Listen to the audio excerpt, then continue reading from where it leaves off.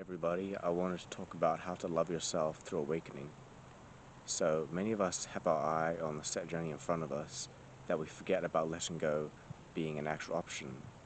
Oftentimes we believe we have came too far to turn back, and while this may be true, it gives such expectations that ruin what experience we could be having if we didn't have such a journey or if we didn't see ourselves having a journey. And because what the sense of belonging and meaning gives is a place in which pain can derive, because we take our purpose in awakening so seriously, the ego mind naturally has a place to poke at for all your differences. Not only is fear an illusion, but a dream creator. It is sometimes out of fear that we give meaning to life instead of inspiration, because who wouldn't want to give meaning to their struggles when they are enduring them? It justifies your pain as plausible. But when so much of your life is hijacked by the ego to propel your awakening, you can't be holding on to the steering wheel any longer. You just can't, because doing so would only bring more pain than clarity. See the script your soul is currently playing, you have to let go of the idea of there being a journey, because you aren't losing anything in fact. Out of fear, the idea of a journey was created to promise better times, and sometimes out of fear, it's hard to drop the safety net the mind has created. But in truth, it is all an illusion.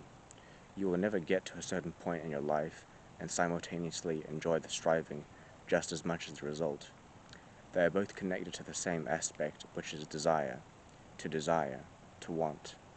When this isn't kept in check, the ego will create a layout for this out of your life. To love yourself requires you to let go of these things that make you believe you are defined by them, because you aren't. You are just like every soul here, whether you are hurt on the inside or not. There is no rat race that needs to be hopped on. Find peace by acknowledging your awakening as a conscious experience. To redefine what it even means to be happy, because, believe it or not, we have been sold a lie since birth that happiness belongs in desires being fulfilled, as well as them lying in physicality. Because it is the complete opposite. Oneness and a peaceful mind is realized when you are desireless. This does not mean you do not have passions and a mission to serve. It just means that all you participate in is a service phenomenon in terms of what gives you happiness. Because ultimately you are not separate from love. There is no you and love to combine, because what comes from you is a product of any love. Therefore, you are the love giver and the love taker, based on the imaginary rules you have to find in your head on what is deservable of love. In pure light of consciousness, this is seen as truly a joy to unravel, that there is really no suffering. Everything is based on where you are perceiving from.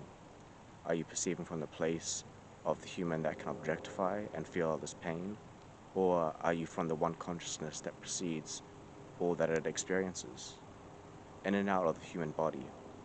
In this place, desires no longer bring pain, as you realize that to desire should not bring you pain. Instead, rather curiosity and joy with the play of life. When you are aware that there is no tomorrow that sounds better, there is no moment outside of now in which you can't and aren't love. This is the gift of awakening, in fact, that you can realize the immensity of power you have to bend reality through consciousness. This is why you awakened in the first place, not so you can uphold to a superficial ego desire, but instead find your truth. So when all is falling down around you, you can remain in peace around you. Desireless, because in desire there is a wanting of freedom, usually from some form of pain.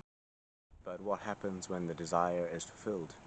The pain will still arise, and the pain didn't come because it knew a desire would take it away. Before, when you didn't have a purpose, there was still pain. In fact, there is more pain when there is loss to desire. Always note that the less you need, the more you remove boundaries. The more you need, hence more boundaries. So when you're awakening, everything is pointed inward, within. Everyone who's had an awakening is facing their very real struggles. The crux is that they are there for that exact reason, to go inwards.